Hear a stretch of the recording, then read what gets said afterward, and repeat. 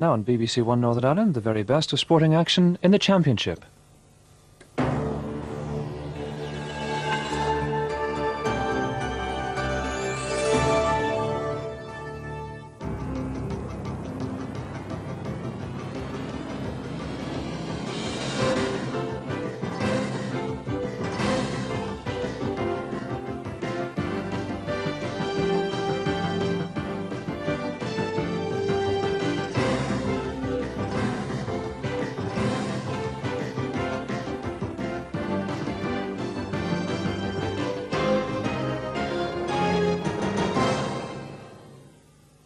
Good evening. It's 31 years since Ulster had a team in 2 successive All-Ireland finals.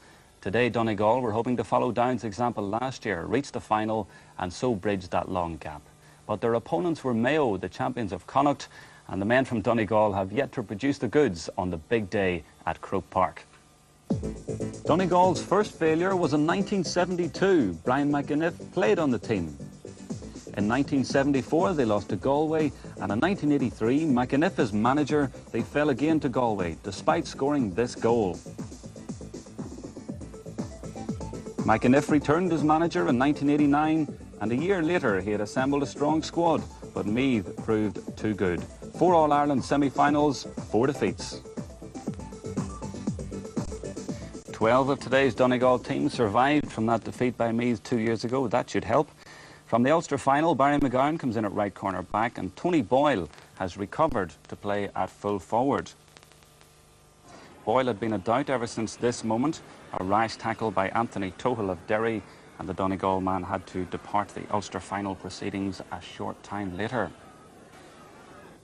At training this week, Boyle was finally past fit. The rumours about his fitness existed right up to about 3:15 this afternoon. Mayo's full forward is Liam McHale, the basketball player, 6'6", and that gave him a height advantage of 8 inches on Matt Gallagher. TJ Kilgallen is another key man at midfield, as is Peter Ford in defence. So those are teams, the scene set for Donegal against Mayo. In the commentary box, Peter McGinnity and Jimmy Smith. Tommy Sugru from Kerry gets this All-Ireland semi-final underway then between Mayo, the champions of Connacht, and Donegal, this year's Ulster champions. The first man on the ball is Martin McHugh.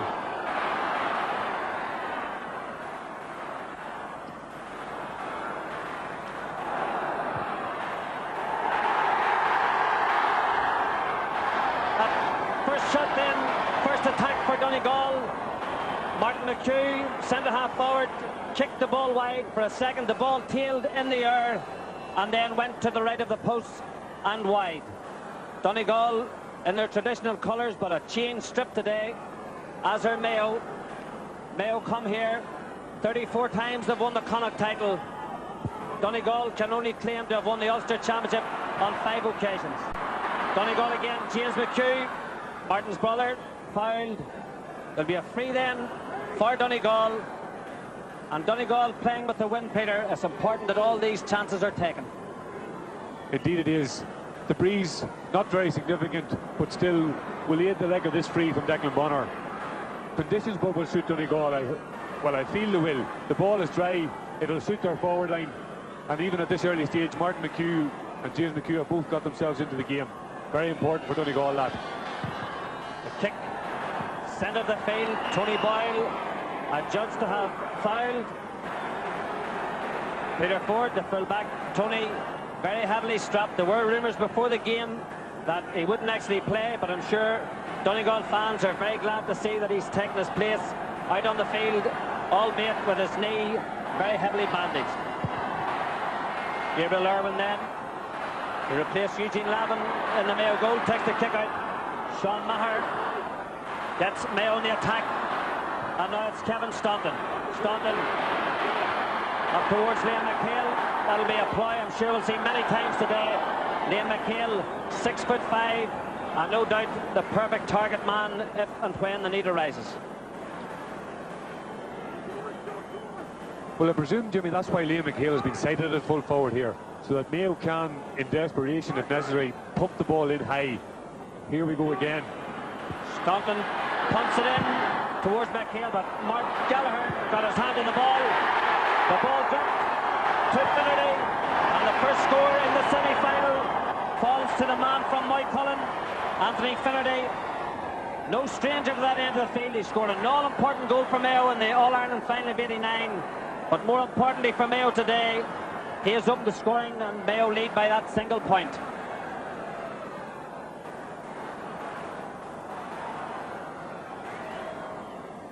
Gary Walsh then with the kick out. An important sector is the middle of the field. That's well collected there by Red Dempsey. Dempsey in turn feeds Jarlath Jennings. Jennings favours the left foot. He was fouled by Martin Shovlin. And with this free on the right-hand side of the field, I'm sure it will be Jarlath Jennings himself who will take the free, which is on the 20-metre line. Martin Shovlin wasn't too pleased that he conceded that free, as it gives Jarlath Jennings an early opportunity to find the range and take his point and put Mayo into a 2-point lead.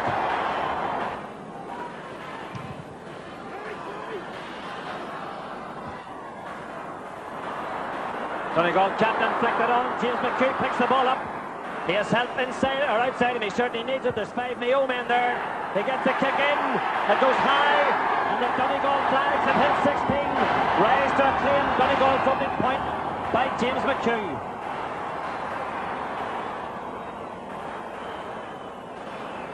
That was good work by McHugh, who was under an awful lot of pressure. 5 Mayo backs, in fact, and he still had the presence of mind and the power to kick it over. This was a good score by James McHugh. Didn't panic. Could have laid it back, but decided that he had enough room himself to hook it over the bar. Kilgallen drives it up towards the full forward line. Well collected there by Murray McGarn, the utility man who came on in the Ulster final and played so well. He's retained his place, and now it's Donald Reid. Feeds the ball down along the corner. Joyce McMullen back to Reid again, and still McMullen. There's a chance for Joyce McMullen.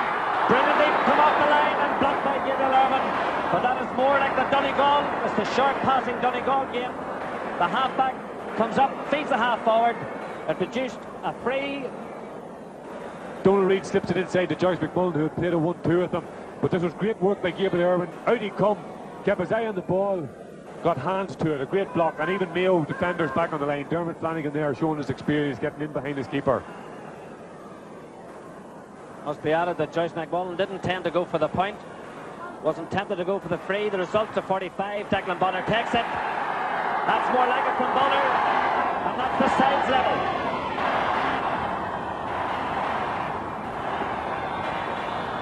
And away comes Tony Morley. Up underneath the Hogan stand. His foot was out, but the ball certainly wasn't. And still Morley floats it across. Up goes McHale. Gets that ball. Feeds it off. Anthony Finnerty is brilliantly blocked. And there's a chance for Mayo, but Shovlin saw that Gary Walsh had moved off his line and did very well to cover. Maher, still Mayo. Peter Butler, back to Maher again. Takes the shot, puts it over, and Mayo are back in front. That's a delightful score for Mayo. Nice interplay between Butler and Maher, and resulted with Maher putting it over the bar for his first score in the championship this year. Donald Reid, heavily challenged by Maher. It wasn't shoulder to shoulder despite Sean Maher's protestations. And now Brian Murray takes the shot quickly, up and over the bar. And Brian Murray, who had such an inspirational game in this year's Ulster final, certainly has found his accuracy again. And that delightful point brings them level in Croke Park. Intelligent, confident play of that. The quick free taken to Brian Murray going forward. He has had a great championship, and there he showed why he has scored important points for Tyrone or for Donegal so far this year. Good work by Malloy. McHugh, ever alert, ever waiting for the break. He got it. He was fouled, and it'll be a free for Donegal. Thought about taking it out of the hands. This break in the middle of the field, very, very important. And I must say, Mayo probably got the most of them up into that one from Martin McHugh. Here's Tony Boyle, obviously looking for his free there, and gets it. Peter Ford wasn't too amused. But Tony Boyle had only one idea when he got that ball. It's to try and go past, and any interference, he would try and encourage the referee, let's say, to give a free, which he did. And with Declan Bonner converted, and Donegal go into the lead for the first time. And just listen to the roar of approval from the Donegal faithful. Meanwhile, TJ Kilgallen, space for this free kick, almost in the centre of the posts, about 42 metres out. As Mayo play against the breeze in the first half, doesn't really raise the ball. McHale got his fist to it, and whether that come off the crossbar or off Gary Watts, we'll just have to wait and see. But there's no doubt that Gary Watts knew exactly what was going on. And Donegal play control football, bring the ball out of defence through Barry McGarn, and pick up Joyce McMullen. So a let off at one end, and what can Donegal do at the other? A nice ball by McMullen. James McHugh has got a man inside him if he wants him. Forced across field he goes. Brother Martin. Joyce McMullen again. Donegal's half-forward line, trying to get their way through, but run up against a half-back line marshalled by Tomas Tierney. And at the moment, the Mayo half-back line could be said to be on top. A let-off for Donegal, Peter. Indeed it was. I think Big Liam McHale used his basketball skills there. He palmed that ball towards the goal. Unlucky Malloy, just couldn't hold it. Kevin Staunton did well to pick it up under pressure. Pressurised now by Martin Gavigan. Good play by Gavigan, and wonderful work by Staunton. And this produced a chance for Ray Dempsey. And Ray Dempsey kicked it over the bar, but put that score down to the persistence and the playmaking ability of Kevin Staunton, Mayo's centre-half forward. A very inventive dummy there by Kevin Staunton, but when he gets it to Morley, he has loads of time. No pressure at all, and just hooks it over the bar. That's the sort of route that Donegal do wanted to give these Mayo forwards. Gallagher needed to get that ball. Liam McHale lurking behind. And now it's Tommy Ryan. Driven in towards Boyle. Boyle gets it. Declan Bonner is outside it. Boyle did very well to keep possession. He did, but just for a split second, the chance was on for Declan Bonner inside. Tony possibly didn't see him, or decided that the best option was to keep possession and go for his own score. But in any case, this should be a certain point for James McHugh. Here's the backdrop of Hill 16. Makes no mistake. An easy free then for James McHugh. And Donegal back in the lead again. Then McHale, as many people thought, moved out in the midfield. If Mayo are under pressure, or whether that's going to be a permanent move, we'll just have to wait and see. Well, funny, it created a problem as well. Sean Maher got that ball in the wing. He had absolutely nobody to play it into. Tony Morley bursts his way through. A double foul on him. On Gallagher and Noel Hegarty. And there's going to be a free for Mayo. Really was by sorry, Ray Jimmy. Dempsey. It really was a soft enough free, that, because Tony Morley seemed as if he had got clear of the tackle, clear of the challenge. Chance for Dempsey there. And he takes it.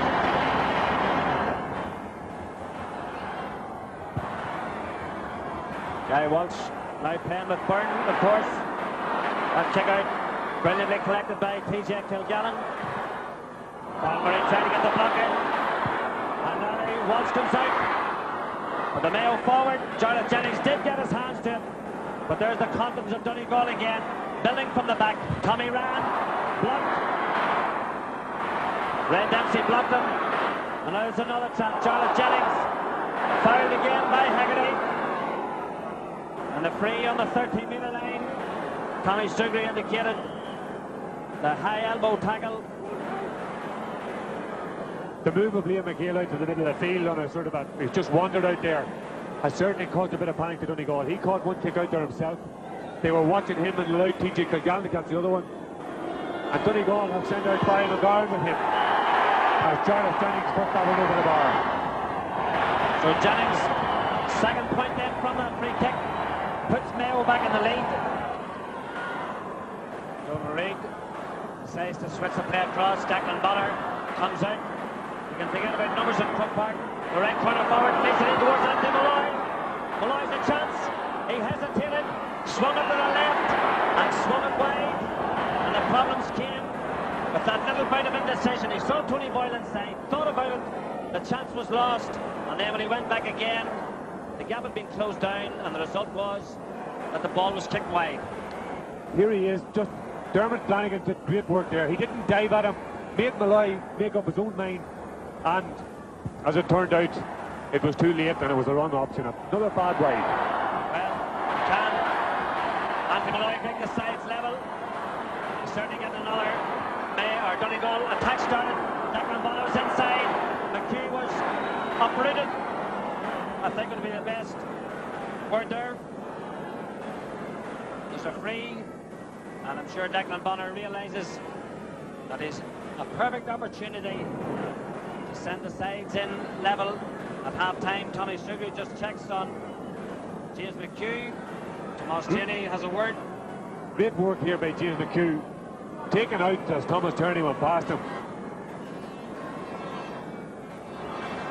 But a very important free for Declan Bonner.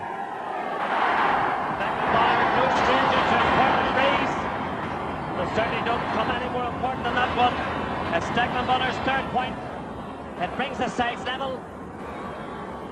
And we're now over the 35 minutes in this first semi-final of this year's All-Ireland Championship. Tommy Sugar has checked his watch. He brings the first half to a close. The first half, which had incidents at either end. No goals came of it. And the result is that we go off the field at half-time with Donegal and Mayo level, 6 points each. The breeze in this half will be favouring Mayo. And there's 35 minutes then between Donegal and a possible appearance in an All-Ireland final, and laying this hoodoo, which is supposedly covered then. Their only success here was a grounds tournament game way back 20 years ago in 1972. They played Offaly in the final of that and lost it, and haven't had a win since that date, but they've certainly got an opportunity now thanks to that free on Tony Boyle. Tony came out for the second half, even though I think it was quite apparent that he just wasn't moving with the same fluency as he had done during the Ulster Championship. The result of the foul on him is a free to be taken by James McHugh. An opportunity which goes a-begging. Liam McHale using his height, flicked the ball off.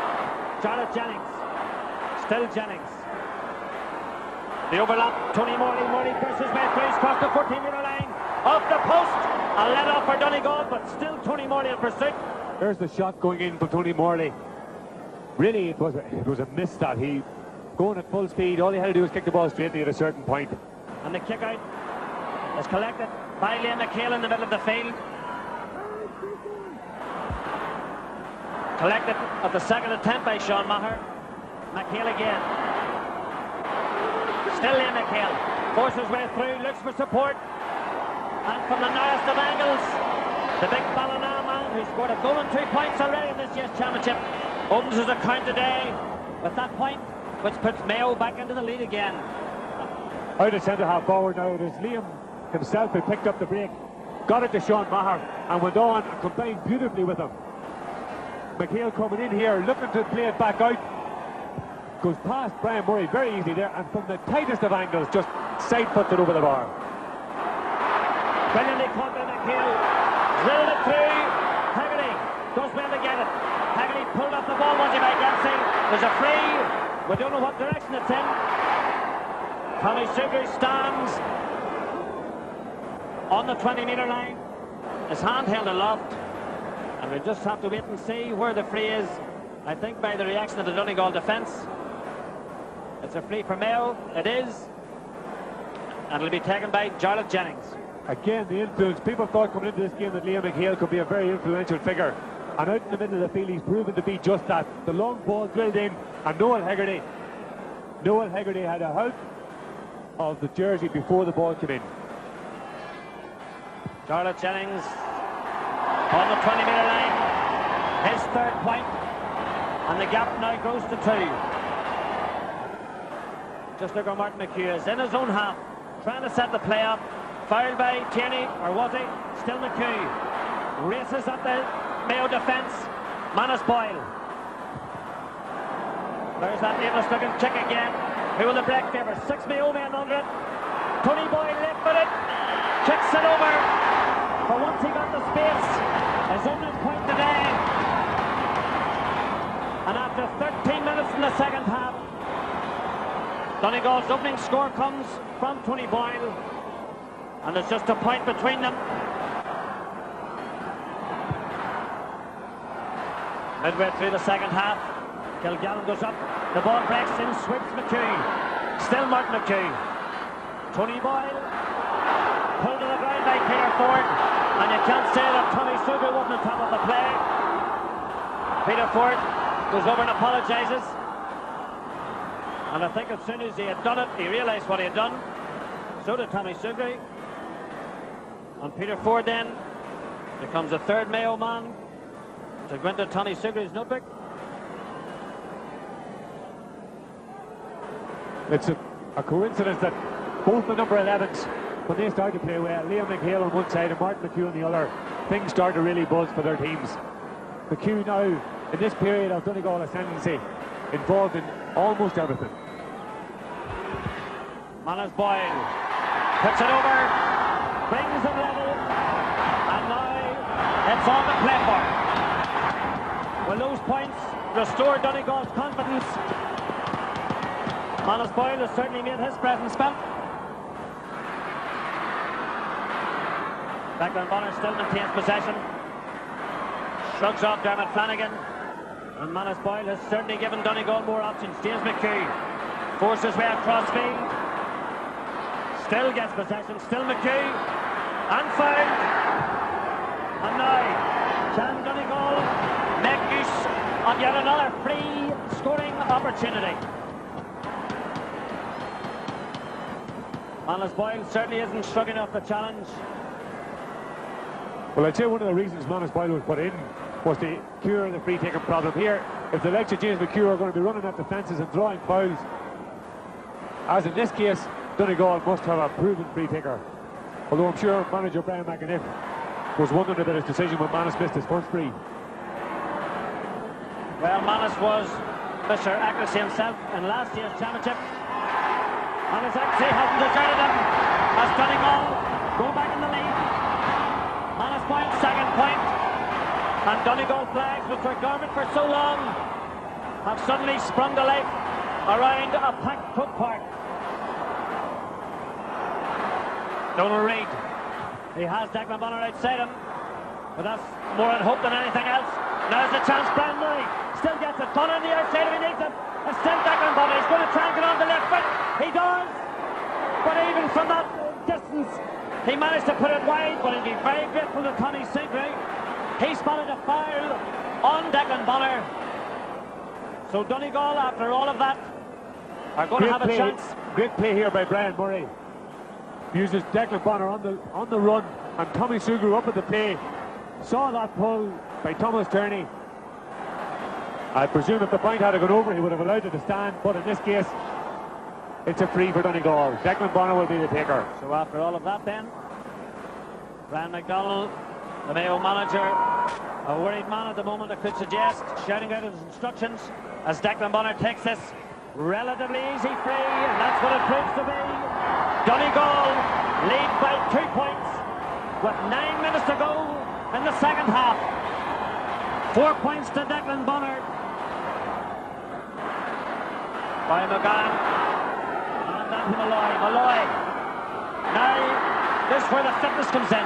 Cunningham has pulled to the ground, and the slap indicated by Tommy Sugar, the upraised hand, and yet another chance for Donegal. If in the early part of this half Donegal appeared to be shooting themselves in the foot, Mayo is certainly doing that now. That last pass into the Donegal defence was hopeless and has really resulted in this chance for Manus Boyle. So Manus Boyle brought on to do a job. He scored 2 points already, and the flag from the canal end went up before the umpire had a chance to wave the white flag. Manus Boyle's 3rd point. 5 minutes to go, and Donegal lead by 3.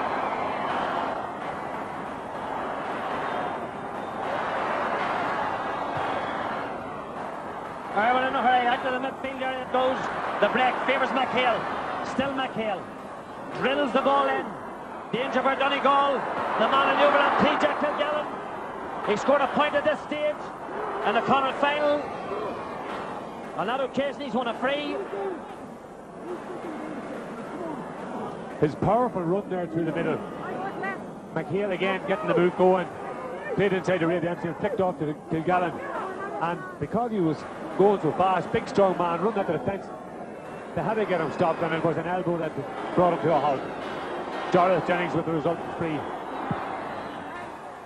4 points to Jennings, and a rather muted roar greeted that one. But it really put the game back in the net, but now it's just 2 points between the sides.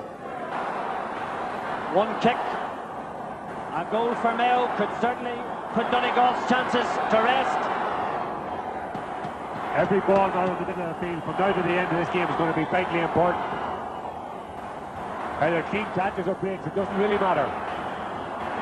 Well, such is the colour in Croke Park, I don't think there's anyone left in Donegal today. Tomas Tierney.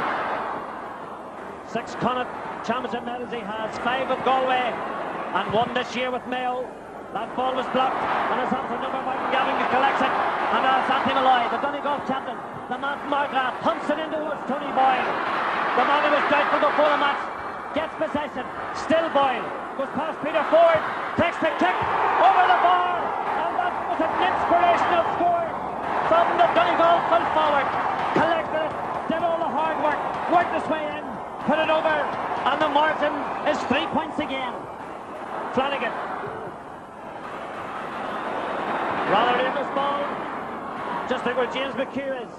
Forget about numbers. At the moment, this game's all about heart. It's all about commitment. It's all about passion. And at the moment, it's all Donegal. I can't say that there'll be a great rush to take this free. Donegal now starting to play the possession football that they showed was their forte in the second half of the Ulster final. Players running all over the place, going short, helping each other out. They must keep working now for the remaining minute or so of this game. Donald Reid, I'm sure he didn't think when he wasn't on at the start of this year's Ulster Championship against Cavan that he'd be here in Croke Park just a minute from reaching the All-Ireland final. Tommy Sigri, a hot ball between Liam McHale and anyone else who cares to come up with him, because McHale collects it easily. Will this be Mayo's last chance? Ray Dempsey floats it in. The accuracy wasn't good. Martin Shovlin allows it to run to Gary Walsh. Declan Bonner. The short passing game. Gavigan bursts his way past Liam McHale, pumps it into the corner. Tony Boyle. Berman comes off the side. Tony Boyle gets it. He's got a man inside of his Barry Cunningham. Still Cunningham. The chance. Fouled. And we've a penalty. Tony Boyle throws his arms aloft in the corner. It was his pass to Cunningham, which saw Cunningham being fouled.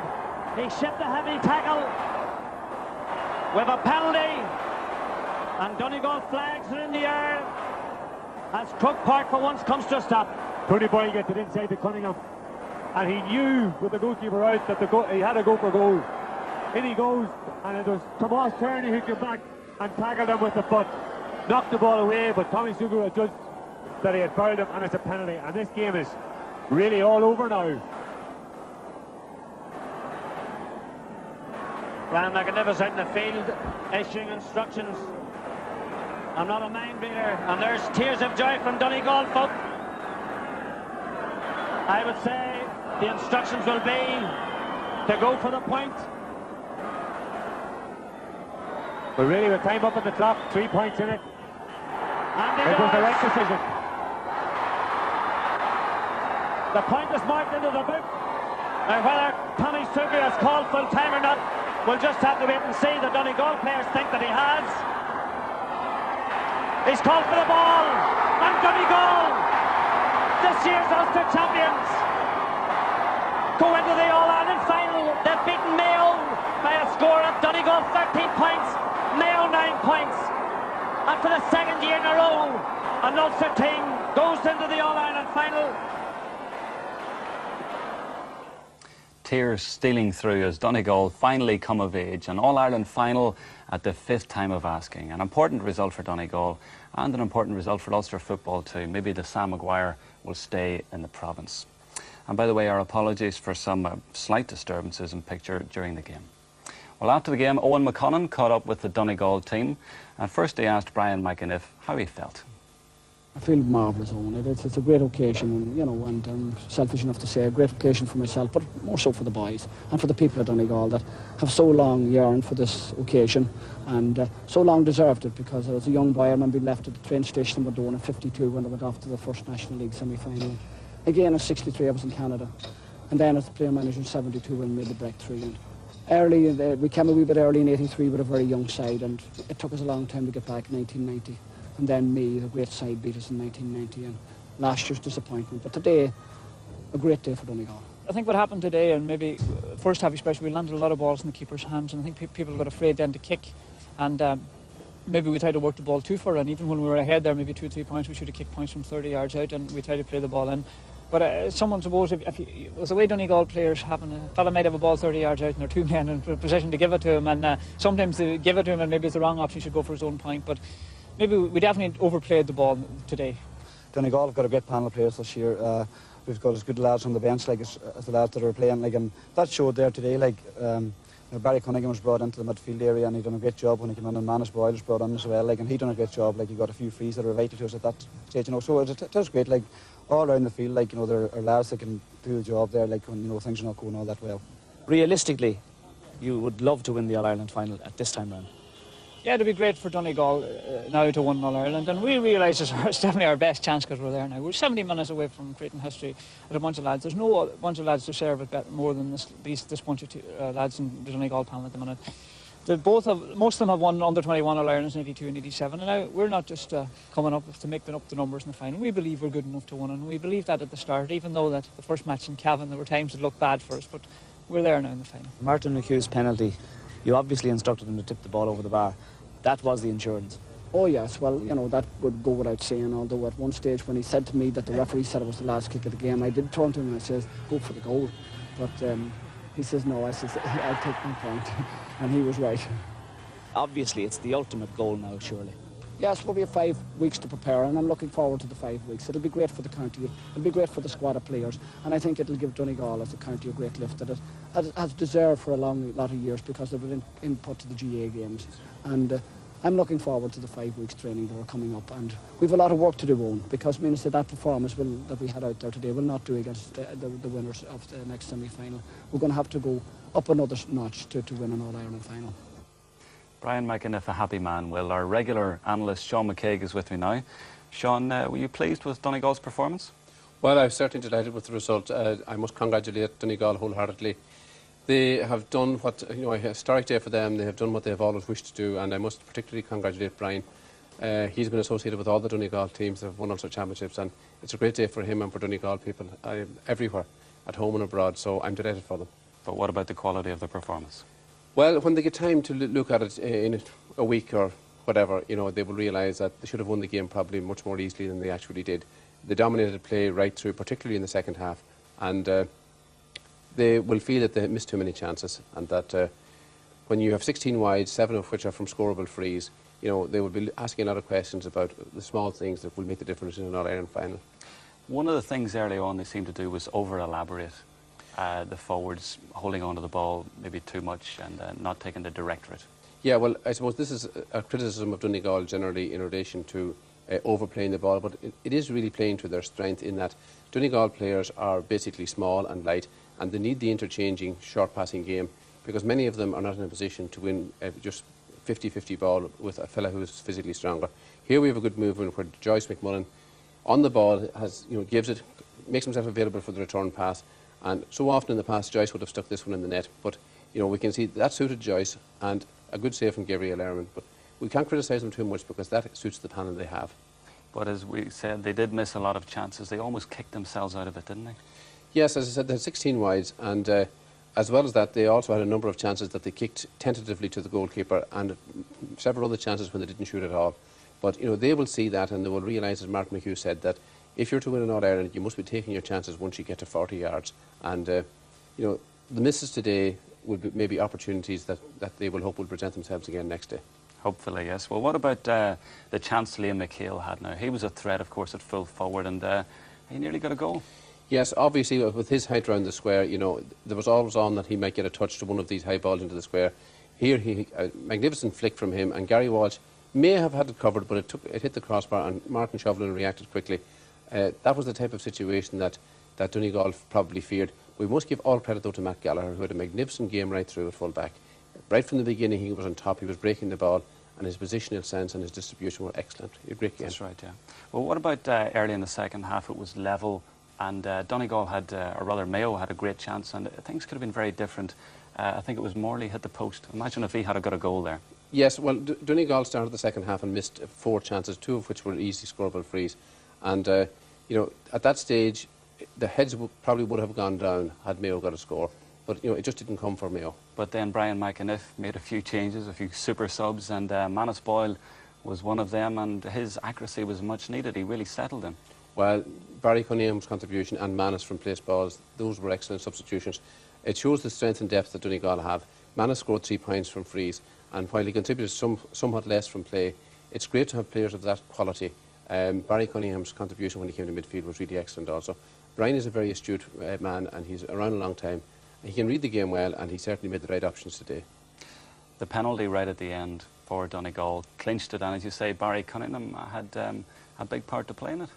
Yes, Tony Boyle obviously realised from early on that if he ran at Peter Ford and if he ran at the Mayo defence, that some of the times he would get through. And here he got past the goalkeeper. Barry Cunningham did the right thing. He made straight lines to the square, and Martin McHugh took the smart option for Martin. 4 points in front and time up. Why not? Very smart, and I think he was quite happy with it as well. Sean, thanks very much, and well done, Donegal. Now, we talked about Donegal making history today. Well, the miners from Armagh were trying to bridge a very long gap in their history. Not since 1957 had they reached the All-Ireland minor final. Today, their opponents were Roscommon. Barry O'Hagan and Paul McGrain are a useful midfield pairing. Diarmuid Marsden is very highly rated at centre-half forward, while in the back line, Conor Wilson. Hey, Lawrence, give us a pint of hop and a packet of dips, please. Hop lager. Seriously, good beer. Ever watched the High Flyers and wondered if you could be one? You tried, but somehow never seemed to get off the ground. But you could give yourself the chance to win £250,000 every month. Put as little as £100 in premium bonds, and if you don't make a killing, you can always get your money back. Premium bonds from National Savings. Security has never been so interesting. When I don't have a clue, I have a sign to get through. I talk Twix. I talk Twix. I talk Twix. When they misunderstand what you're trying to say, the 2-finger snack will make it okay. I talk Twix. I talk Twix. I talk Twix. I talk Twix now. Caramel biscuit chocolate.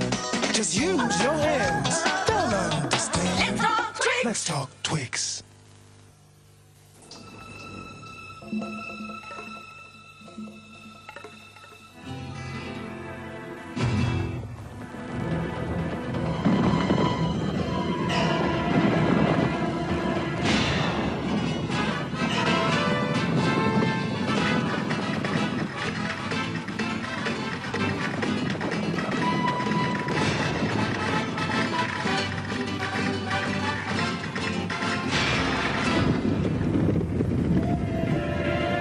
The new Fiesta XR 2i 16-valve, 105 horses, 1 cat.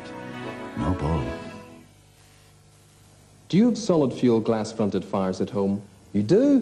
Good. To keep them working efficiently and safely, follow these simple steps. Keep your room well ventilated and use the right fuel. If you're unsure, ask the Coal Advisory Service. Clean the throat plate once a month. And twice a year, have your flue cleaned by an expert. You'll find registered chimney sweeps in yellow pages. Any questions? Ring the Coal Advisory Service on 0345 125 300 or contact the Housing Executive.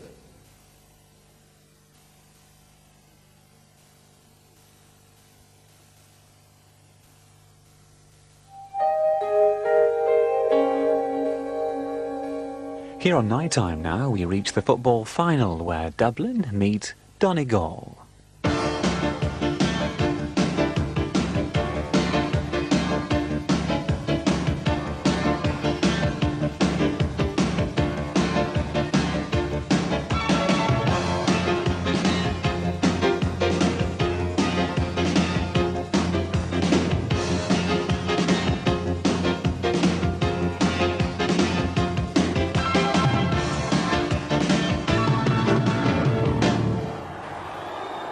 Welcome for the Donegal team as they burst onto Croke Park for their first ever All-Ireland football final. An emotional occasion for their thousands of supporters who cheered them to the echo, but a worrying time for their manager Brian McAniff, who's been associated with every major footballing occasion for Donegal since they first emerged onto the national scene in 1972 as both player and manager. Against the intimidating backdrop of Hill 16 and with the Dublin supporters singing Molly Malone, he knew the Dubs would not be beaten easily.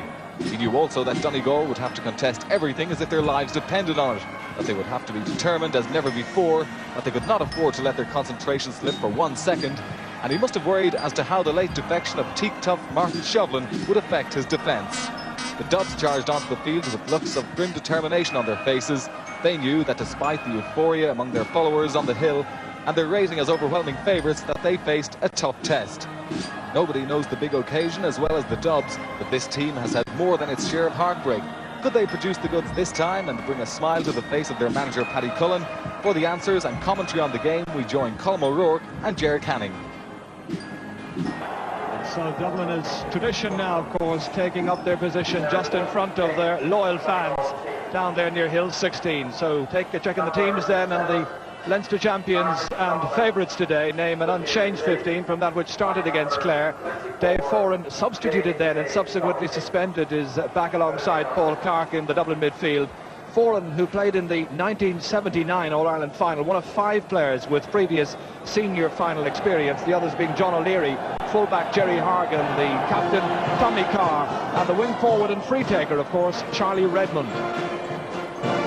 Meanwhile, the Donegal team, we've got that terrific welcoming ovation from their fans, and with Martin Shovlin's withdrawal through injury, Donegal now show 2 changes from the team that started against Mayo. John Joe Doherty is introduced into the backs while Manus Boyle takes up duty at number 15.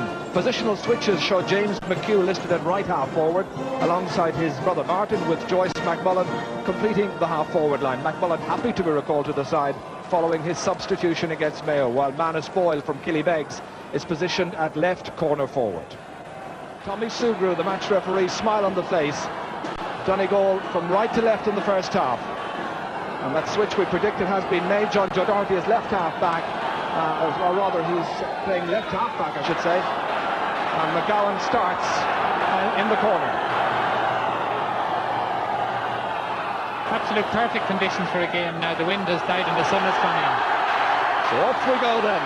And straight away it's Anthony Malloy, the Donegal team captain, kicking it into space. Tony Boyle having to come for it, wrestled to the ground smartly by Jerry Hargan. But smartly is all very well. It was a deliberate foul. So a free to Donegal. And a chance straight away for Martin McHugh just to test the free kicking skills. There were frees missed in the early stages of the semi-final that you felt they'd kick over in their sleep almost. So here's the first attempt, dropping to the right. The first miss of the day. It's directed towards Jack Sheedy, comes down into the centre to Paul Clark. There's loose outside him. Sheedy once again involved in the movement. Geary. Clark. Giving it a lot of height. It'll drop about 13 metres down. Billy Murphy clutching a huge one from the air. and wrestled down there by Anthony Malloy, so it's going to be a scoring chance here for Charlie Redmond to come across and take. But what a superb catch that was. An absolutely massive kick in there from Paul Clark, and I think Anthony Malloy is very hard done by there. Charlie always takes 7 steps back, 3 steps to the left, and then he'll move again. 4 into a circular movement, and after all those steps he taps it over the bar. And there's the first score after 2.5 minutes.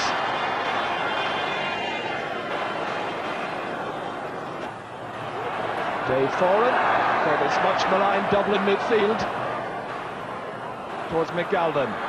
Barry McGowan in there challenge, but he's left it behind to Niall Guyden.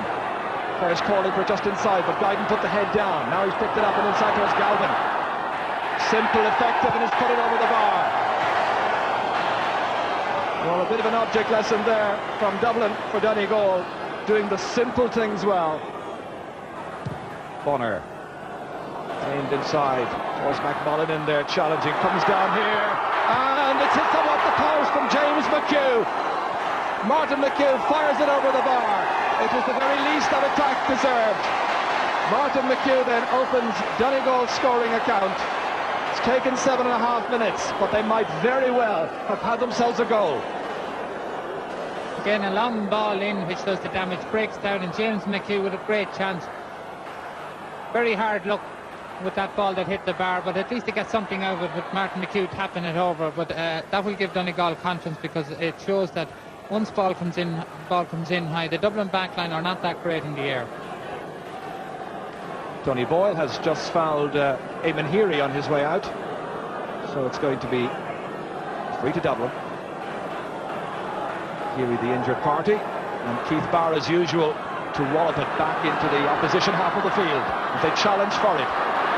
Scrambles loose, won by Desi Farrell, and it's gone outside, but the referee says they can push it, it's a penalty. The referee awards a penalty after 8 minutes of the first half for some pushing on Farrell as he was trying to hit that one in. He hit it wide, but he was pushed in the process. Again, high ball in here, causing problems for the Donegal defence. 3 or 4 players had a chance of getting it clear before it breaks down to Desi Farrell, and now it's a harmless enough penalty, I think. Charlie Redmond kicking, and he's put it wide. He's put it wide, and I can only think that perhaps it's poetic justice. Paddy won't agree, but I think that was a fairly innocuous challenge. Charlie tries to side foot it. Charlie takes them all like that, 2 or 3 steps back, and then tries to put them into the right corner. And bad blow for Dublin. You need to take all those. Shades of a penalty kick against you know who, Colin. Yes, Charlie missed one in the Leinster final in 88, I think it was, when he could have levelled the game. It's in towards McGalvin. Galvin challenged for it by Barry McGowan. And the ball touched on the ground, so it's going to be a free to Donegal. 2 points to 1. Donald Reid outside towards Brian Murray. Flung forward towards Tony Boyle. He can be a very influential factor if they give him the right kind of ball. But Dublin grouping well in defence, and in spite of that foul on Tommy Carr, it's Dave Foran, something of a miss kick. Sheedy gathering towards Vinnie Murphy. It's looking good for Vinnie Murphy against Matt Gallagher. Ominous for Donegal in these early minutes of this match, and that's gone over the bar. There can't have been too much in it. It seems to be swinging away wide, something of a debatable one. The point counts. Again, the long ball to Vinnie Murphy has worked all year, is beginning to work in this game, and he kicks a great point off his right foot. Even though Donegal would know what Dublin are going to do a lot of the time, if you have a player like Vinnie Murphy in there and he's able to win possession, there's not a whole lot anybody can do about it. That's in towards Manus Boyle. Jersey Tug fed inside nicely. James McHugh. And that's sailed over the bar. A nice point by James McHugh, his first of the match, complementing the point scored earlier by his brother, but of course he might have well have had a goal. Donegal trying to counteract Keith Barr's freeze into Vinnie Murphy by dropping Anthony Malloy back in front of him. It hasn't worked this time either. He's won 3 balls now in succession, but they group well, the Donegal backs, but still Sheedy's available to take the pass, and it's simplicity itself, but so effective.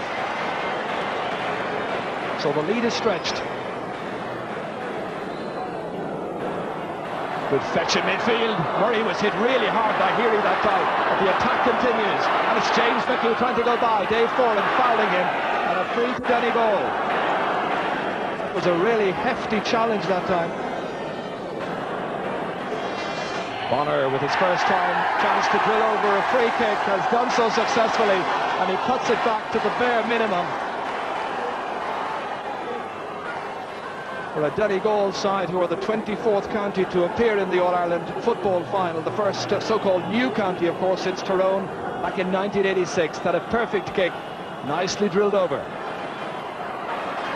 Flick down, and it's Martin Gavigan, known to legions of Donegal fans as Rambo.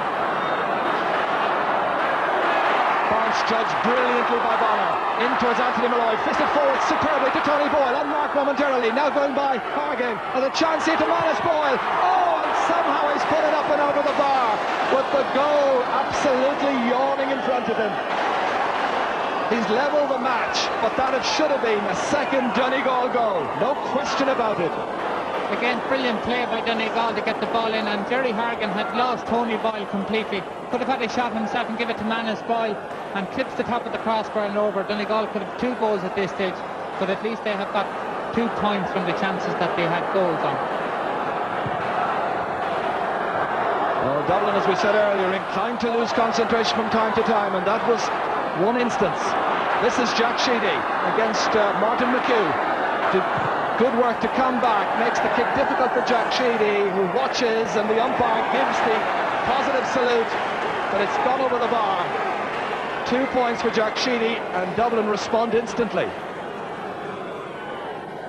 A lot of high-quality football in this game so far, and very good work here by Jack Sheedy. He's able to hold off Martin McHugh, and kicks an absolutely brilliant point from that angle. But again, the point made by Keith Barr moving up on the right-hand side of the field. It's difficult enough to see the match from that angle there where Paddy Cullen and Jim Brogan are. You see Jim with the headset on, and he's in communication with somebody up in the stand. It's not a very well-kept secret, of course, that it's Bobby Doyle, the former Dublin player, who has a better overview of it from up in the upper tier of the Hogan stand. Or somewhere. Billy Murphy now, again causing consternation, and Matt Gallagher responding well, and that will do Matt's confidence a lot of good. Donegal behind by just a point, by 5 points to 4, coming looking for an equalising score. Martin McHugh, one of the cleverest footballers in the country. Still Martin McHugh drawing 4 Dublin defenders to him, and he slots it over the bar for the equaliser. 2 points for Martin McHugh, 5 points apiece, and the game is now turning out to be all we had hoped it might be. Game going at breakneck speed, and Martin McHugh breaking through and doing what Donegal weren't doing in the semi-final, going straight for the goals and kicking a great point. While all this is happening, Donegal are back in the attack again. Some great shouldering back in defence. Martin Gavigan was part of the action, and Declan Bonner puts it over the bar, and for the first time in the match, Donegal hit the front. Declan Bonner from the Rosses gets his second point, delighting the legions of Donegal fans who come from all parts of the globe here. There was a mass exodus from Donegal over the weekend. Somebody was saying to me that over 25,000 Donegal people made their way down to Dublin. It's noticeable that Martin McHugh is now causing problems in the centre of that Dublin half-back line to Keith Barr.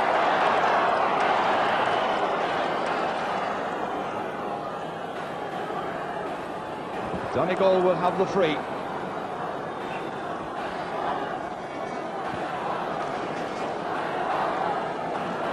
Joyce McMullen marked by Paul Curran. Paul's had an easy time so far.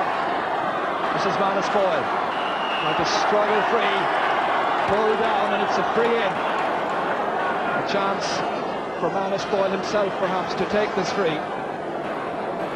Contrast in styles there too with the frees.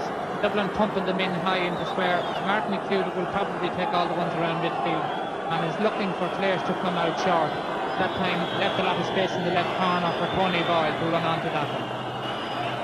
So a test of nerve here now, and Paul Curran is standing about 13 metres back, and it's kicked beautifully over the bar by Manus Boyle. 2 points for Manus Boyle, 2 points for Martin McHugh, 2 points for Declan Bonner. and 1 for James McHugh, making it 7 points to 5.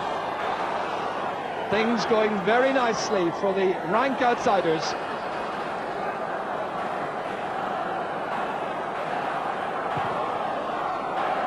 Donegal doing better and better at midfield, and their half-forward line attempting to come more and more into it, in particular the two McHughs. Manus Boyle feeding it back here. Tony Boyle to Manus, I should say. Now Tony once again. He's kicked it well, and he's kicked it truly, and he's put it over the bar. It was made for him by Manus Boyle. His persistence linking up with Tony Boyle. And Boyle held his nerve and kicked it splendidly over. 3 points the margin. 10 minutes to go to half-time. Donegal are playing the game at a fantastic pace and getting everything back into play very quickly. Freeze and sidelines. Great ball in there to Tony Boyle. He keeps a great point off his right foot. But Tony Boyle causing a lot of problems for Jerry Hargan. Eamon Heary nipping in here. Delivering the ammunition inside towards Desi Farrell. Got there well. And he's kicked it over the bar. It was all about timing there for Desi Farrell. Got there just ahead of his man, Noel Hegarty. 8 points to 6. And Dublin 6 points. A great chance of a goal here. Great work by Eamon here. He survived a couple of tackles and gave it into Desi Farrell from 12 yards out. Probably should have buried that in the net. Went for a goal and just cut it too high and over. But the game is going so fast, it's hard to see both teams keeping up this pace for the whole 70 minutes.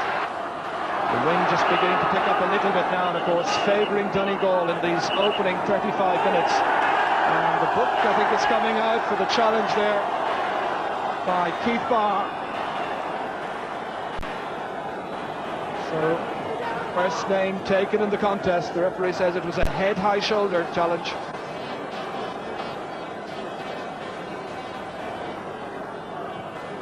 A lot of John O'Leary's kick-outs are screwing off his foot over to this side on the Hogan stand side of the field.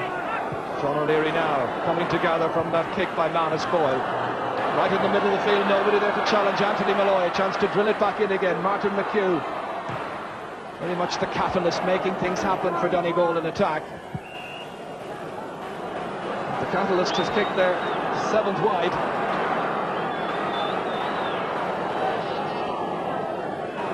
The miraculous medal around his neck is obviously not working all the time anyway. Oh, you have little faith.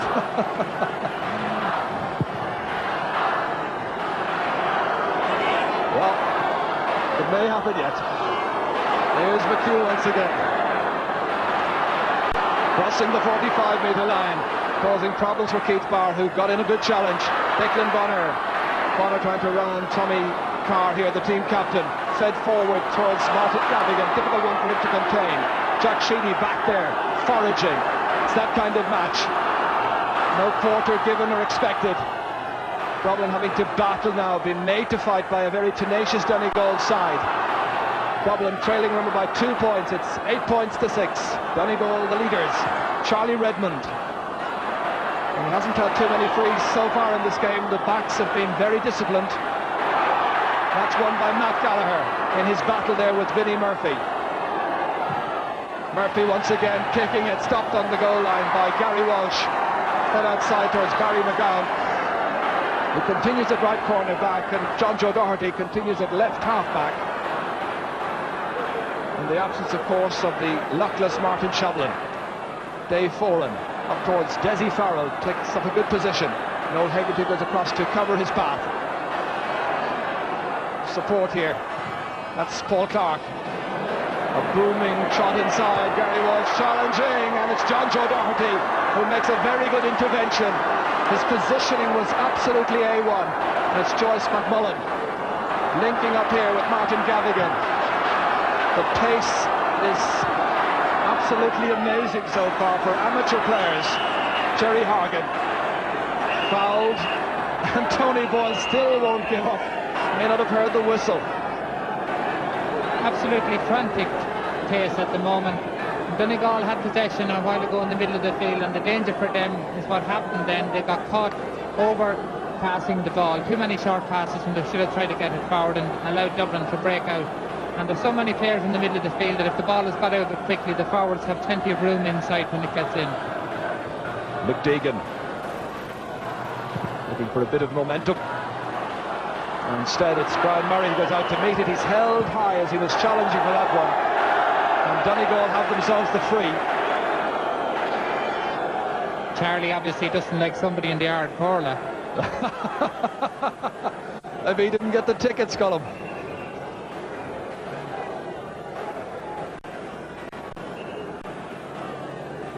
Well, the referees had a busy time as well, keeping up with the play here because it's been such a hot pace. 3.5 minutes now to go to half-time. Donegal's 19th free. In towards Manus Boyle, fetched well, turning nicely on his right-hand side, and effortlessly put over the bar. Manus Boyle from Killybegs kicks his 3rd point, 9 points to 6. There were those who scoffed at Donegal's chances, believing that they'd be spending most of the time chasing Dublin, but it's been anything but that.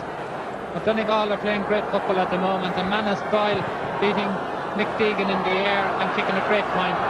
Manus Boyle has been drawing McDeegan out the field to leave room inside, but he's good inside himself to score when the opportunity arises.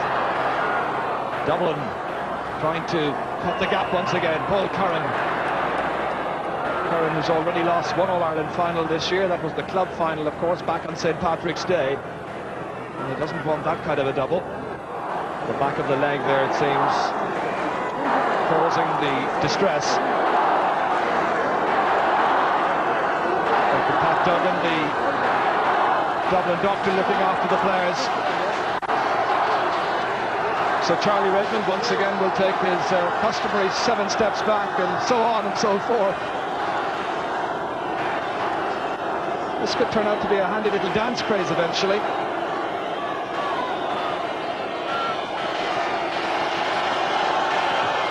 Same result.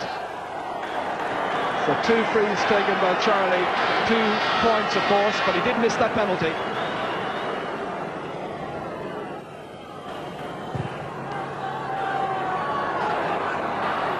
Over the head of Dave Foran, picked up here by James McHugh.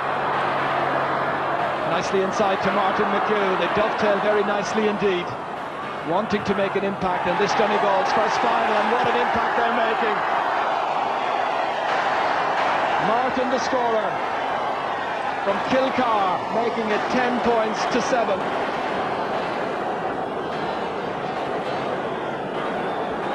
Well, Donegal again running with the ball at the Dublin defence.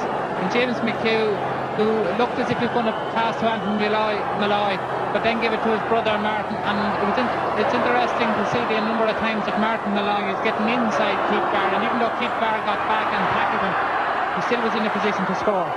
Martin Gavigan taking it out of defence, on for Manus Boyle. We're in injury time in the first half. Tony Boyle, his side leading by 7 points, holding up the point of the attack. Back to Declan Bonner, high up into the air. Joyce McMullen and Manus Boyle coming in for it, but is won by McDeegan instead on his own 20-metre line. Fowler is taking it out by James McHugh. Free quickly taken. Dublin could do with another point just before half-time. They'll have quite a battle in the second half. In by Curran, won smartly, however, by Anthony Malloy, the Donegal team captain. That's going to be the end of the first half. Tommy Sugra's whistle, not heard by too many people. A rip-roaring first half. Dublin led, and led very comprehensively for a long time, but the Donegal team, cheered on by their legions of fans, have made a huge battle out of this. In a frantic pace, it's Donegal a lead by 3 points. Half-time score, Donegal 10 points, Dublin 7.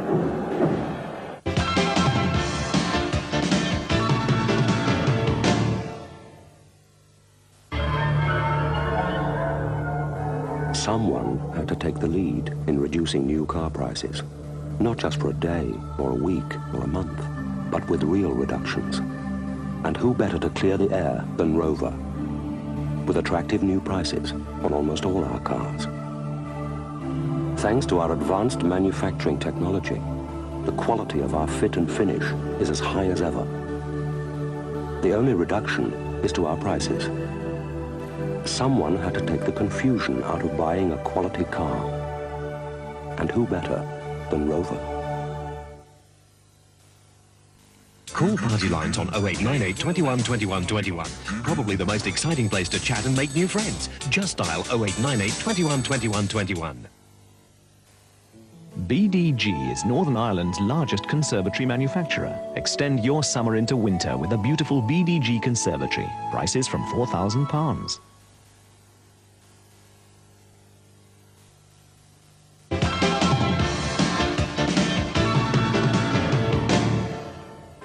Donegal returned to Croke Park for the second half of the All-Ireland football final, cheered to the echo by their enthusiastic supporters, who would see them come back after a poor start to dominate the game as the first half proceeded. Could they maintain the frantic pace they had set, or would substitute Paul Beelan swing things Dublin's way at midfield? Here's Ger Canning. So the second half gets underway, and Donegal trying to protect their 3-point lead.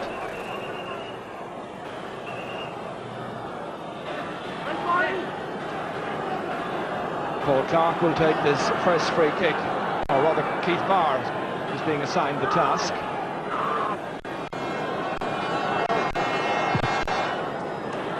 It's a huge kick out by Keith Barr, dropped well in there, fingertip by Vinnie Murphy, and that has gone by. I think for the first kick out of the second half, some of the Donegal players and some of the Dublin forwards probably expecting a 45. The confirmation of the score at the start of the second half, 10 points to 7.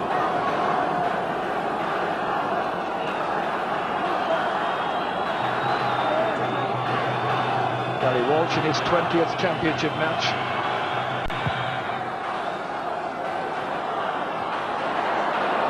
Now Guiden in towards Vinnie Murphy. A chase in there with Matt Gallagher. Needing to be disciplined. Nicely across the face of the goal, outside for the corner forward, and Mick Galvin obliges. 2 points for Mick Galvin, and the margin back to a mere 2 points.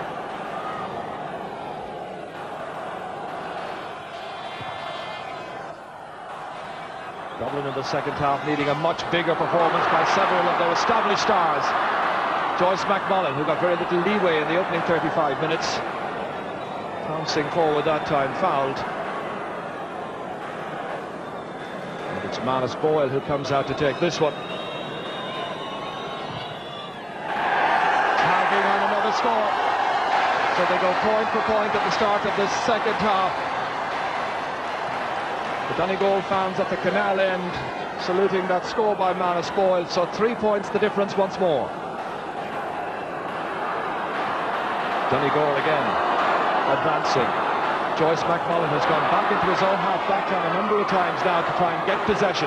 Declan Bonner against Tommy Carr. And Carr has not had the easiest times this afternoon. James McHugh now, making it look so easy. Really ravishing this Dublin half-back line. And he finished with the score now. He's put it wide after all the hard work and industry. Kick out rapidly taken, Paul Curran. They really need a big performance in the second half from Curran, Keith Barr and Eamon Heary. Desi Farrell still advancing against Noel Hegarty. Dublin looking for the score, stopped by Gary Walsh. It'll have to be a very good kick to get over his head. Very assured player. The 45 has been awarded, but the Royal has cancelled it out. The umpire has said, I got it wrong. And now Mick Galvin's going in to protest why the change of heart.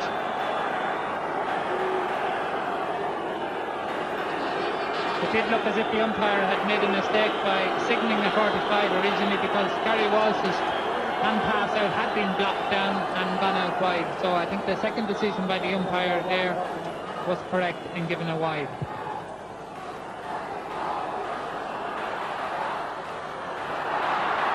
Well, a quick glimpse there of Pádraig McShay, who is on the walkie-talkie, keeping in touch with the Donegal selectors. Watching now as James McHugh transfers it to Declan Bonner.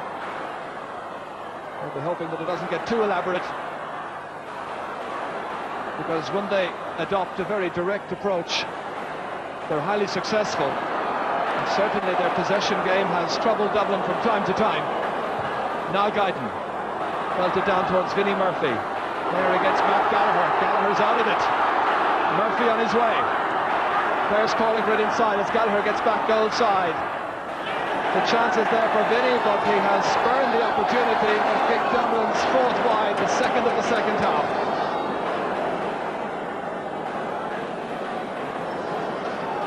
Well, that last 30 seconds showed Donegal at their worst, with a great chance of an attack, and messed it up by short passing and overplaying the ball and allowing Dublin to attack. Vinnie Murphy should have scored a fine. Charlie Redmond not very impressed by the fact that he didn't give it out to him. Well, he's, I think, limping out of this match. So Barry Cunningham will be coming in. Came in the semi-final to great effect, and Brian McInnes brings another substitute. First this afternoon, but of course he had to bring in John Joe Doherty before the start of the match at all. So 9 minutes into the second half, a fresh man in midfield. The ball has been put over the bar. Manus Boyle, the scorer, a fifth point in all now, 2 of them from frees. Great point by Manus Boyle, considering the fact that he had to wait around for a long time while there was attention being given to Brian Murray. Not very easy for a free taker having to wait over a kick like that. 3 from free kicks for Manus Boyle this afternoon. Beelan fisting it on. It's won by Martin Gavigan.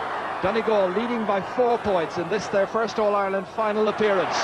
Can they hold on now? And Dublin with a huge task to face as Barry Cunningham goes through, taken down by Paul Curran. Paul Curran protesting that he put in a fair challenge as he saw it. The referee not having it, however. So Cunningham makes an immediate impact. And as usual, it will be Manus Boyle, the net maker for the fishing industry from Killybegs. And I'm sure if they go on to win this final, the headline writers tomorrow will have great fun as they bid to land the biggest catch in football, the Sam Maguire Cup, and he kicks over a 6th point. 13 points to 8. Joyce McMullen beaten by Paul Clark. Here he now. Keith Barr blocked down by Martin McHugh. Gavigan trying to put in the challenge on Paul Curran. Curran made a lot of ground. It's well held back there by Noel Hegarty. There's some great performances from the Donegal backs this afternoon. They weathered the early storm, and in particular the threat of Vincent Murphy, or Vinnie Murphy, and Matt Gallagher has gradually come to terms with that challenge. That's Tommy Carr out there fisting it, but struggling to contain it. Referee right on the spot.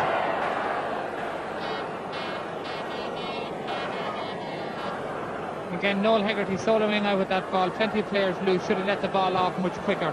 Held up the attack, and Dublin had a chance to cover back.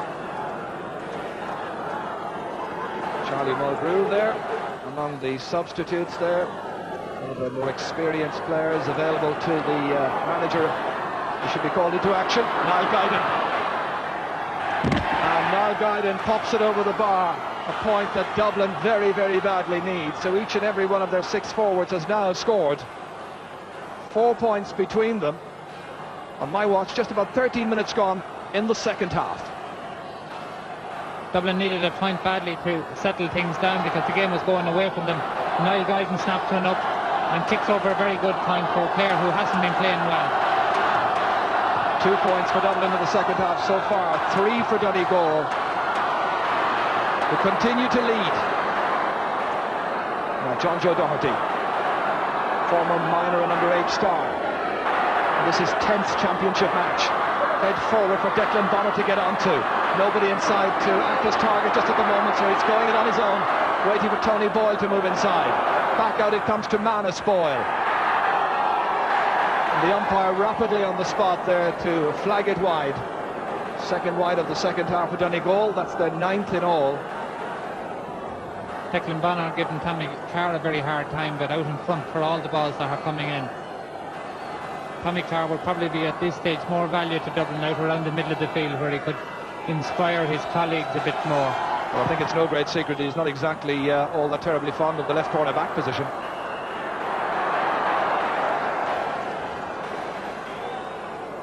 High challenge again, which is penalised. Martin Gavigan in no particular hurry. Anthony Malloy just a little bit shaken from that challenge.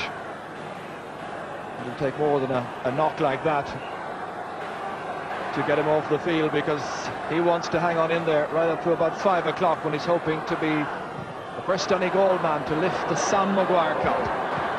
Tony Boyle, now challenged and fouled by Jerry Hargan.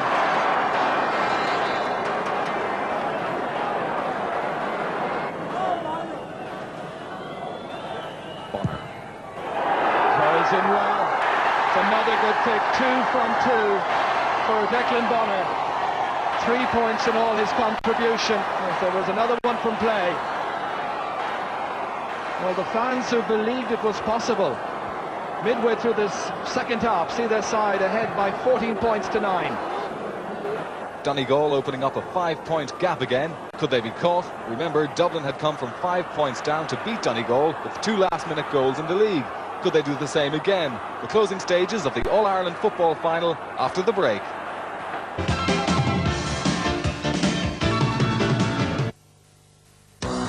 Don't have a clue, I have a sign to get through. I talk Twix. I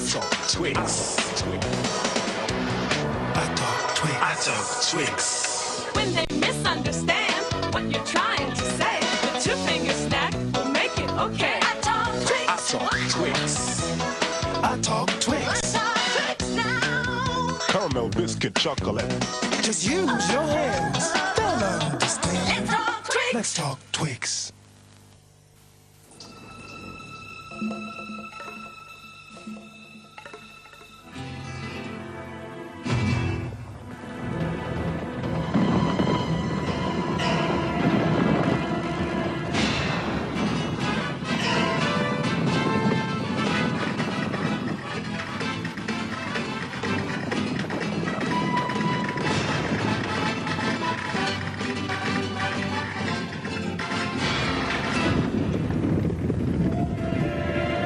The new Fiesta XR 2i 16 valve, 105 horses, 1 cat, no bull. Call party lines on 0898 21 21 21. Probably the most exciting place to chat and make new friends. Just dial 0898 21 21 21. Hello, boy. Hey.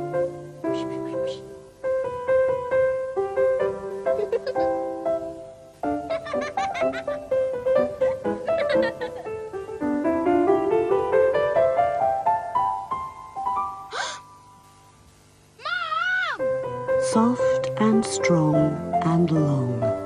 Andrex. Do you have solid fuel glass-fronted fires at home? You do? Good. To keep them working efficiently and safely, follow these simple steps. Keep your room well ventilated and use the right fuel. If you're unsure, ask the Coal Advisory Service. Clean the throat plate once a month. And twice a year, have your flue cleaned by an expert.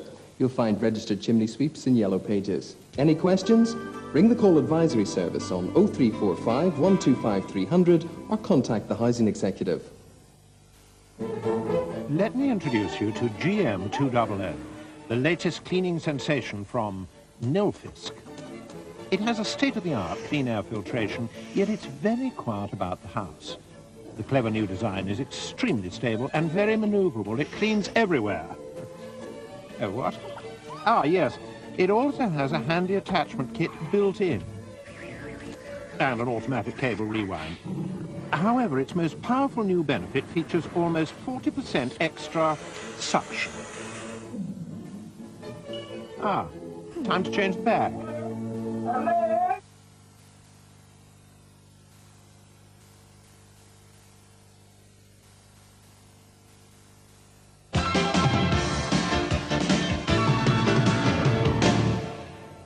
It's crunch time again in the All-Ireland football final, halfway through the second half, and Donegal, the underdogs, leading Dublin, the red-hot favourites, by 5 points. Could they hang on to win their first ever title? blocked down by Matt Gallagher. That's great defensive covering, but recovered well here. Vinny setting it up for Charlie Redmond. Dublin needing the score. Again, great blocking down back there. And the defender in the end, Barry McGowan, taking a tumble. Charlie incensed. But there was great covering back that time. Great grouping by the Donegal backline.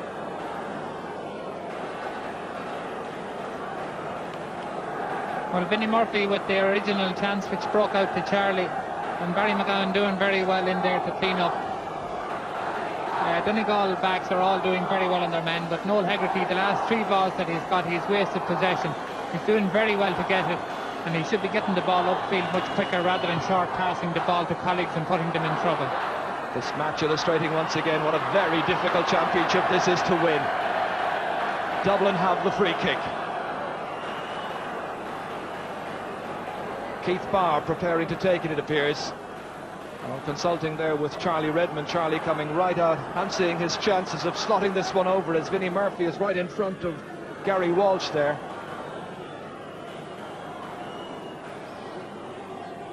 It's a big distance out, this one, fully 50 metres. 2 points of the match so far for Charlie Redmond. An important kick. And the more you think about it, that missed penalty in the first half. Oh, what a turning point that may well have turned out to be. And Brian McInniff has been part and parcel of all of Donegal's successes since 1972. Well, he'll have to live on the nerves for about another 14 minutes or thereabouts. There could be some injury time as there was in the minor match, but whether there's as much as 7 minutes, I very much doubt. Keith Barr taking the free kick towards Vinnie Murphy, fisted away. Jack Sheedy on it goes towards Charlie Redmond. Dublin advancing. Charlie, it's beaten in there by the goalkeeper. One back by Vinnie Murphy, who'll be happy for a point, and he gets nothing. There was a chance of a goal, then a chance of a point. It ends up being Dublin's 7th wide. Dublin players begin to get very frustrated at this stage. Jack Sheedy on to Charlie, a bit of a chance. Use the strength to get around John Doherty. Possibly a penalty there, but play on, and Vinnie Murphy should have put that one over and at least got a point out of it. Dublin struggling very, very badly at the moment. 12 minutes remaining. Donegal 14 points, Dublin 9. And Tony Boyle, challenged by Paul Clark, comes back here again. Still advancing, Manus Boyle. Manus looks to put this one on its way, and it's over the bar. Is that the kind of point that will now ensure Donegal's first All-Ireland final success? Is the cup on its way up to the northwest for the very first time? 7 points from Manus Boyle. Magnificent contribution. That's won by Anthony Malloy in midfield for Donegal. On towards Joyce McMullen.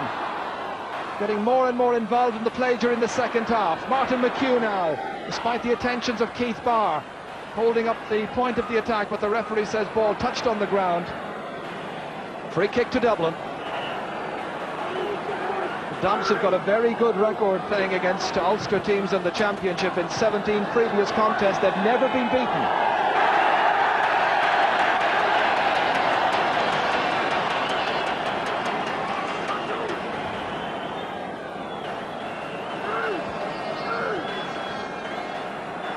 So it's going to be a sideline ball, and Donegal in no great hurry to take this one.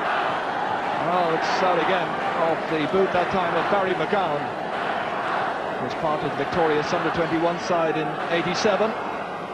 Terrible mistake to be making, kicking a ball out over the sideline when Dublin had made a mistake earlier and given them the advantage.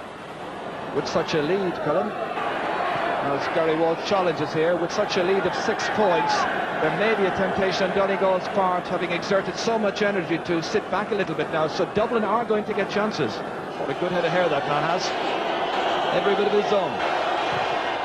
Paul Clark kicks, and Paul Clark has scored. It's one back.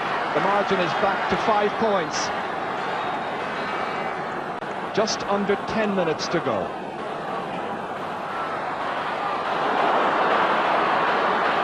Now Jack Sheedy. Tommy Carr has gone forward for once, the Dublin captain. Outside towards Vinnie Murphy. Has a scoring chance here. Vinnie Murphy going through, and he's put it over the bar. Dublin with their 11 points from 25 attacks. Donegal with 15 from 26 attacks. 15-11. The time ticks on. Just over 8 minutes to go. Barry Cunningham, or rather it's no Hegarty. Oh, nicely here for Anthony Malloy. Challenged all the time there by Paul Beelan. Just a hint of a foul as he was putting in his last challenge. It's won by Dublin, however. Paul Clark.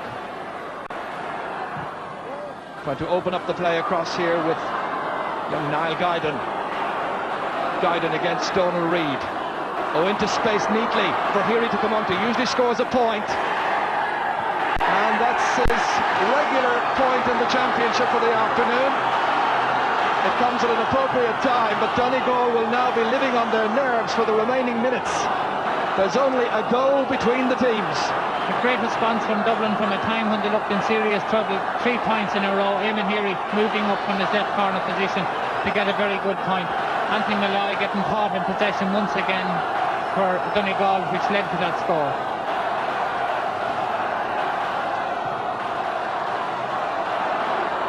Huge leap in the air by James McHugh, but it's won back there by Donegal's Barry Cunningham. Fed nicely forward. Tony Ball going through. We haven't had a goal in the match so far. Was there a foul there by Mick Deegan? The referee says yes.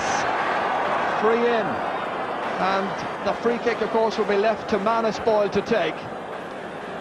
He's hit over 7 points so far. 4 out of 4 from frees, so can he maintain his 100% record? Answer, a very definite yes. Colm, that's a very fine contribution of Manus Boyle. 8 points for the afternoon. Yes, a free taker who's as accurate as Manus Boyle usually ends up on the winning side, and a lot of those frees haven't been that easy, but he took a couple of deep threats and kicked every one of them over. 8 points from 11 attempts, not bad. Paul Curran slipping by the challenge of James McHugh, carrying the ball forward with great authority. Nice penetrating run, half blocked by McHugh, got a valuable touch on that, and look where Martin McHugh is, right on the end line towards Barry Cunningham, with Charlie Redmond kicked away in there by Martin Gavigan. Dublin having to reel backwards and Donegal having to apply the pressure, keep the ball in the other half of the field if at all possible. That has to be their intention. 5.5 minutes to go of this tense All-Ireland final now. Again, and it's Martin McHugh back there. He got the last touch. That's going to be a 45. But Martin now back directing operations, augmenting his defence. What we have, we hold, would seem to be the message. And correction, the referee has ruled otherwise, and it's going to be a free out for Donegal. Well, that will take a little bit of pressure off their beleaguered defence. But the cheers you hear all around right now are from Donegal. The Dubs followers fairly silent. Clark. Driven in well towards Vinnie Murphy again. Dropped down towards Mick Galvin in the corner. And the referee noting that it's going to be a free in. Barry Cunningham getting caught at that kick out there for Dublin. Didn't follow Paul Clark back in quickly enough. And at this stage, every Donegal player should be making sure at least that the Dublin man they're supposed to be on isn't getting in behind them. Charlie taps it over. So inside the last 5 minutes, and a goal once again separating the teams. Donegal, meanwhile, warming up Sylvester Maguire across on the far side, and we also note that Tommy Ryan is being prepared. Tommy, of course, who was omitted from the final team, was a little unfortunate. He'd played superb football during the Ulster Championship. Gary Walsh kicking it out. One back there by Barry Cunningham. Left-footed forward towards Manus Boyle. Can they kill it off here with a goal? They're satisfied with a point. Well, he's happy to just put that further bit of distance between the sides. Great ball in from Barry Cunningham to Manus Boyle in behind, and even though he could see John O'Leary, he does the right thing. There's no point in taking a shot and maybe missing the goal and giving Dublin a breakdown field. Very clever play by Manus Boyle. The line ball taken in quickly into Paul Clark. And again, the great combined work of the Donegal team denying Dublin. That was Joyce McMullen, a little annoyed with the way the pass went astray and gave possession right back to Dublin. Tommy Carr. Fed inside towards Jack Sheedy. Donegal back there en masse, fisted out, won there, big cheer from the Donegal following, but lost. And it's Vinnie Murphy going in, and somehow the goalkeeper conspires to deny him. But look at the number of Donegal players back there in front of their goal area as Vinnie Murphy was trying to cut through. Great work by Gary Welch.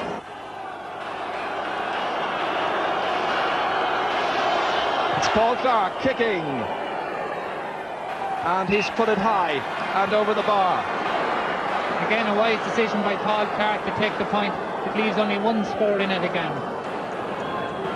On my watch, 2 minutes to go. 17 points for Donegal, 14 for Dublin. Gary Walsh. An important kick out, this one. Possession of vital at midfield. It's won by Barry Cunningham.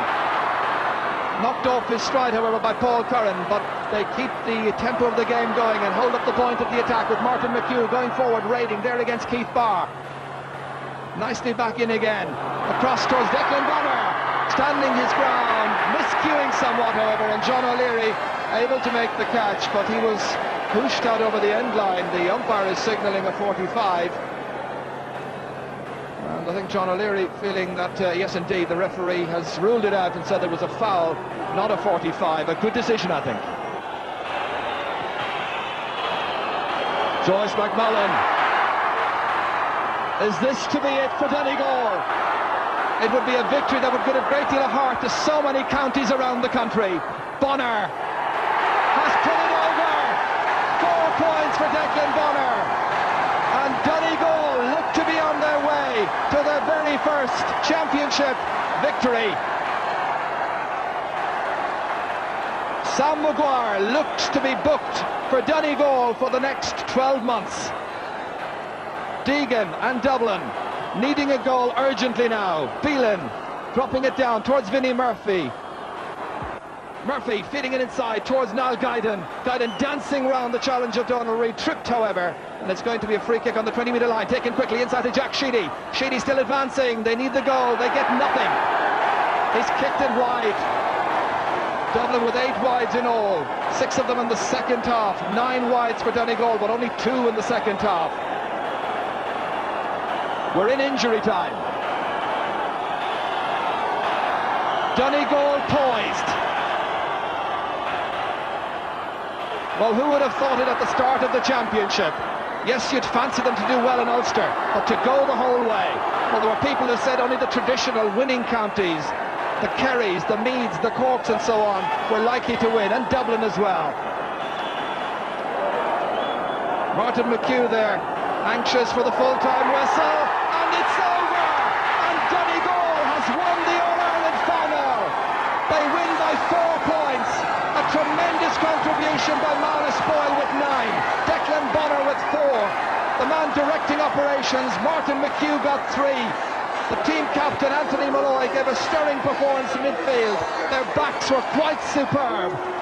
And it's a win that will thrill Gaelic fans, I'm sure, throughout the country.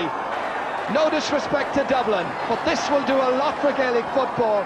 It will do a lot for the so-called weaker counties in a year where Clare emerged from Munster. Donegal came from Ulster, but the difference is they went the whole way.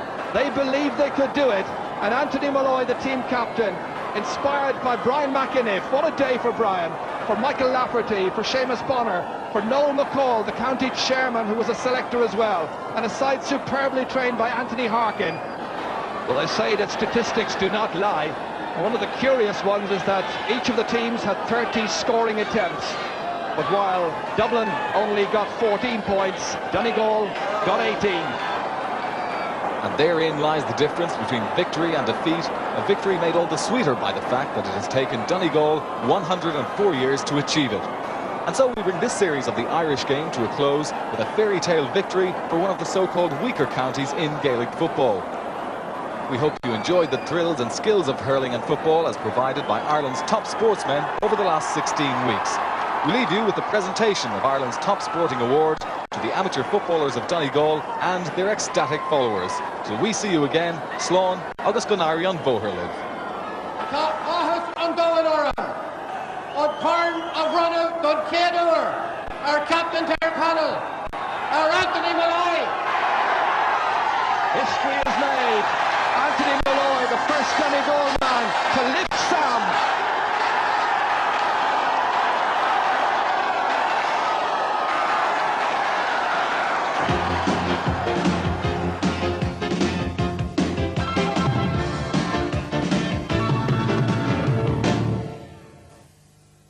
Fearing madness from the bite of a rabid skunk, a farmer chains himself up next to protect his family in a cry in the wilderness.